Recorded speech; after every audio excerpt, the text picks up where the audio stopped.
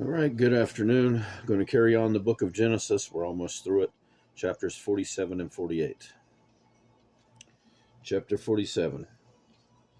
Then Joseph went and told Pharaoh and said, My father and my brothers, their flocks and their herds, and all that they possess have come from the land of Canaan, and indeed they are in the land of Goshen.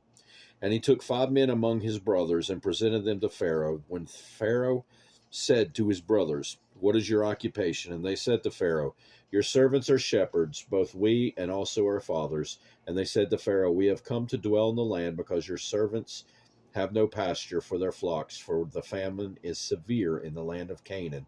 Now therefore, please let your servants dwell in the land of Goshen. Then Pharaoh spoke to Joseph, saying, Your father and your brothers have come to you. The land of Egypt is before you. Have your father and brothers dwell in the best of the land. Let them dwell in the land of Goshen. And if you know any competent men among them, then make them chief herdsmen over my livestock. Then Joseph brought in his father Jacob and set him before Pharaoh, and Jacob blessed Pharaoh. Pharaoh said to Jacob, How old are you?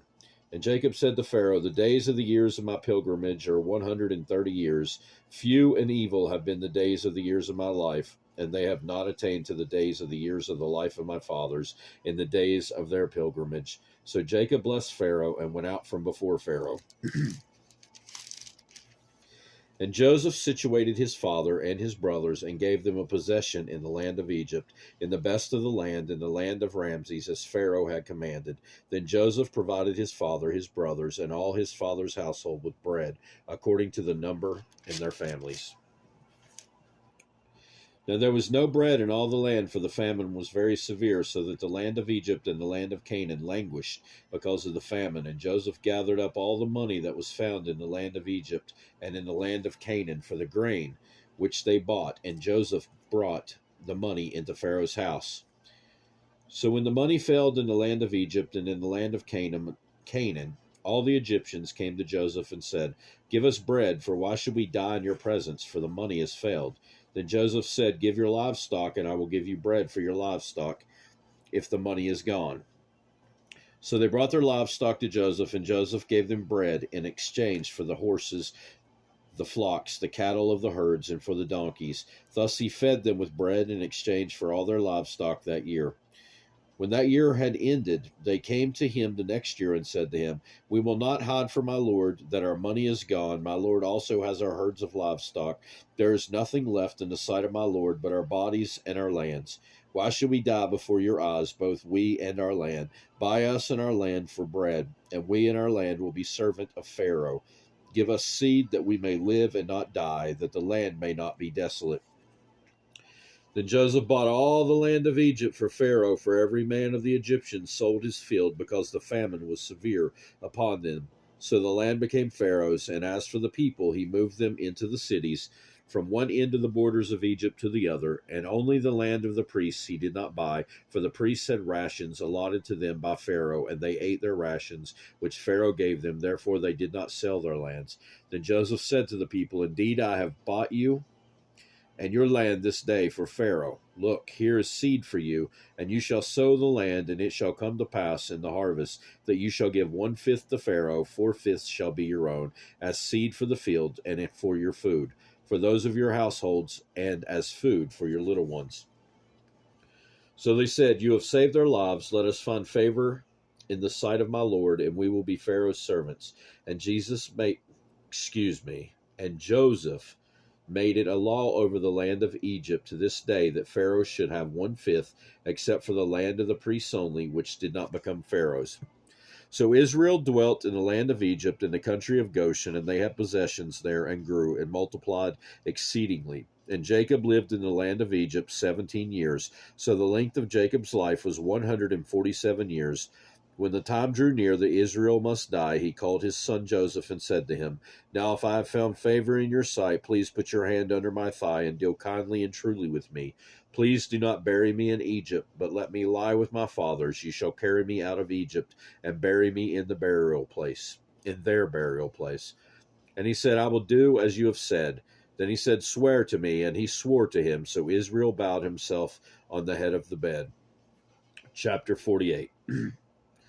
Now it came to pass after these things that Joseph was in told, "Indeed, your father is sick." And he took with him his two sons, Manasseh and Ephraim. And Jacob was told, "Look, your son Joseph is coming to you." And Israel strengthened himself and sat up on the bed. Then Jacob said to Joseph, "God Almighty appeared to me at Luz in the land of Canaan, and blessed me, and said to me, Behold, I will make you fruitful and multiply you, and I will make of you a multitude of people, and give this land to your descendants after you as an everlasting possession. And now your two sons, Ephraim and Manasseh, who were born to you in the land of Egypt, before I came to you in Egypt, are mine, as Reuben and Simeon. They shall be mine. Your offspring, whom you beget after them, shall be yours. They will be called by the name of their brothers in their inheritance. But as for me, when I came from Padan, Rachel died beside me in the land of Canaan on the way, when there was but a little distance to go to Ephrath. And I buried her there on the way to Ephrath, that is Bethlehem. Then Israel saw Joseph's sons and said, Who are these? Joseph said to his father, These are my sons, whom God has given me in this place. And he said, Please bring them to me, and I will bless them. Now the eyes of Israel were dim with age, so that he could not see. Then Joseph brought them near him, and he kissed them and embraced them. And Israel said to Joseph, I have not thought to see your face, but in fact God also has shown me your offspring. So Joseph brought them from beside his knees, and he bowed down with his face to the earth. And Joseph took them both, Ephraim with his right hand toward Israel's left hand, and Manasseh with his left hand toward Israel's right hand, and brought them near him. Then Israel stretched out his right hand and laid it on Ephraim's head, who was the younger, and his left on Manasseh's head, guiding his hands knowingly, for Manasseh was the firstborn.